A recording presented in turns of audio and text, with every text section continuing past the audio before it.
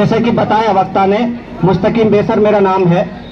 थोड़ा सा ध्यान देंगे, एक बहुत ही काबिल एक ऐसी मुहिम हमने छेड़ रखी है युवाओं के लिए, पूरे मेवात में, पूरे हिंदुस्तान में। आप सतपथ रहेंगे कि किस तरीके से किया जाए। तो मुझे बोलने का जो मौका मिला है, सिर्फ इल्म पर बोलूंगा, तालीम पर बोलूंगा, शिक्षा पर बोलूंगा, और वही सबसे बड़ा हथियार है। सबसे बड़ा हथियार क्या है? हमारे बुजुर्गों ने, नबी पाक सल्लल्लाहु अलैहि वसल्लम ने भी ये कहा कि आपको तालीम हासिल करनी है, चाहे चीन तक जाना पड़े। तो उस कौम को, देश को, सोसाइटी को सही लाइन पर लाने के लिए, बुराइयों से बचाने के लिए, नैतिकता लाने के लिए, शिष्टाचार लाने के लिए एजुकेशन बहुत बड़ा हथियार है। इससे बड़ा कोई हथियार नहीं है।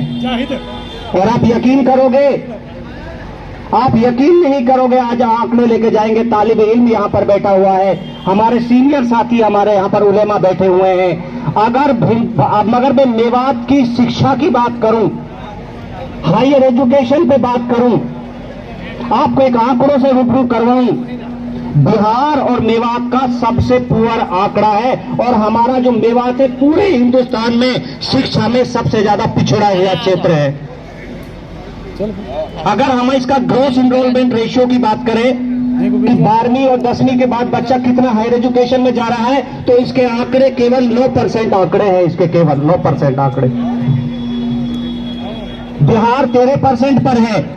तो इस और गौर फिक्र करने की आवश्यकता है कि देश को, समाज को, मेवात को किस बेस पर आगे लिया जा सकता है, कैसे लाया जा सकता है। जब तक इल्म नहीं होगा, जब तक तालीम नहीं होगी, शिक्षा नहीं होगा, तो समाज का विकास नहीं होगा। मैं पुणे जो हमारे साथ सीनियर सिटीजन बैठे हुए उनसे कहना चाहूंगा कि हमारा शिक्षा का जो आंकड़ा आया वो हिंदुस्तान में सबसे पिछड़ा हुआ आया, कि हम सबसे पिछड़े हुए जिले में से है। 9% का हमारा ग्रोस इनरोलमेंट रेशियो है।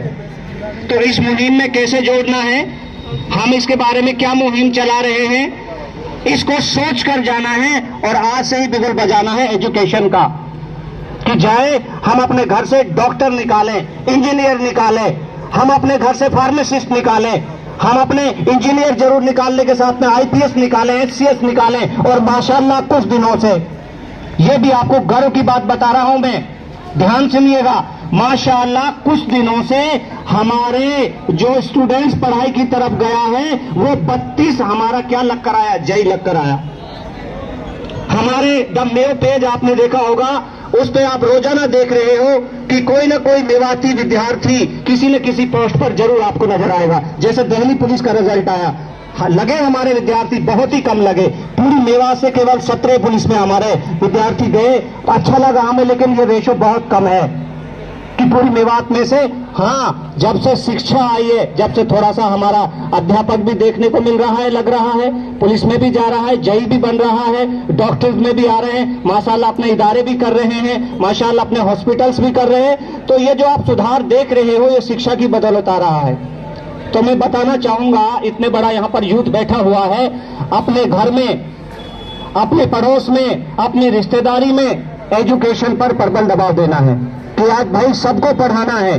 पढ़ाने की मुहिम हमने छेड़ी हुई है। जो बच्चा 10वीं कर गया, 12वीं कर गया, सुन लीजिएगा, इस मंच से ऐलान कर रहा हूं मैं, हमारे सीनियर सिटीजन की रहनुमाई में, जो 10वीं कर गया किसी भी गवर्नमेंट स्कूल से, 12वीं कर गया गवर्नमेंट स्कूल से, आगे के पढ़ना चाहता है, आगे के लिए काउंसलिंग नहीं है, गाइडलाइन नहीं है, पढ़ना चाहता है, इंजीनियर बनना चाहता है, डॉक्टर बनना चाहता है, तो हमने एक मुहिम चलाई हुई है जिसका नाम है मिशन एजुकेशन क्रांति।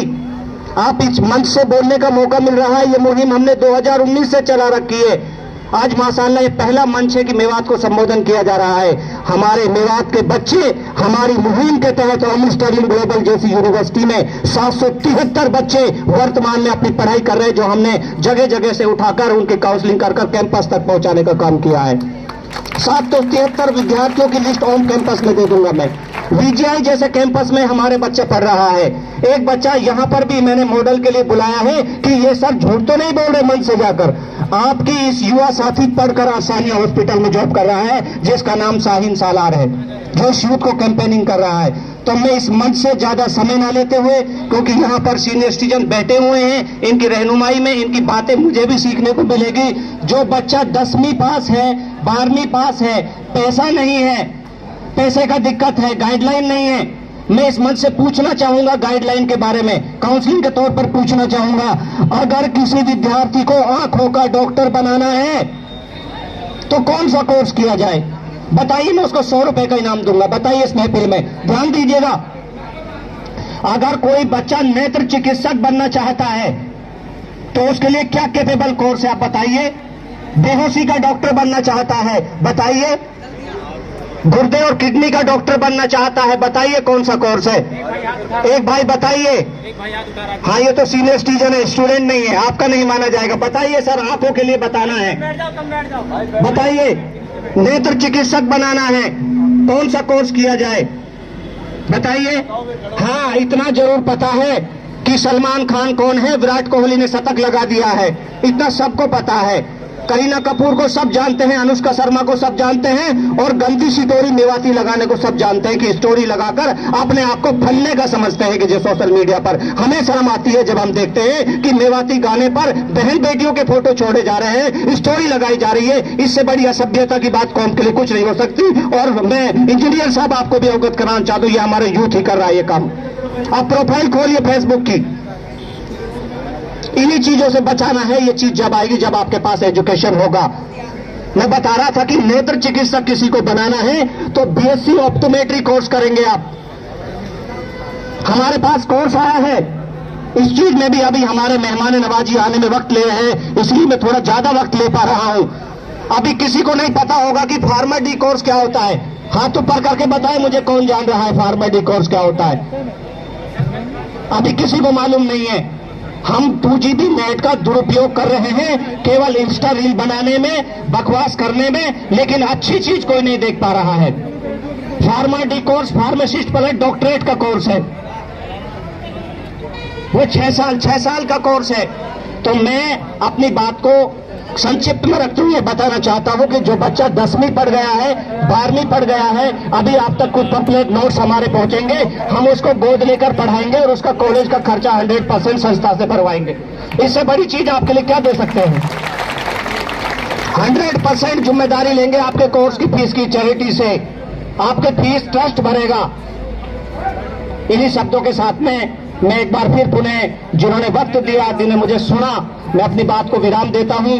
मैं यही कहना चाहता हूं कि यूथ हमारा आगे आए, सोशल मीडिया से अच्छा है, शिक्षा की तरफ जाए, बुराइयों से रुके और अपने अखलाक, नैतिकता, ये सारी चीजें सीखें और अपने जो बड़े हैं उनकी रहनुमाई में, सरपरस्ती में अपने काम करें। और एक अच्छा मेवात हमें बनाना है, क्योंकि इनका तो दिख गया, अब हमें आना है, तो हमें एक अच्छा मेवात बनाना है, ताकि हम यहाँ पर टटलू के नाम से ना जाने जाएं, हम हैकर्स ना जाने जाएं, हम तालिबे इल्म बने, हम इंजीनियर बने, डॉक्टर बने, सरकारी नौकरी में हमारा नाम हो। तो इस कलंक को हम शिक्षा के माध्यम से धो देते हैं।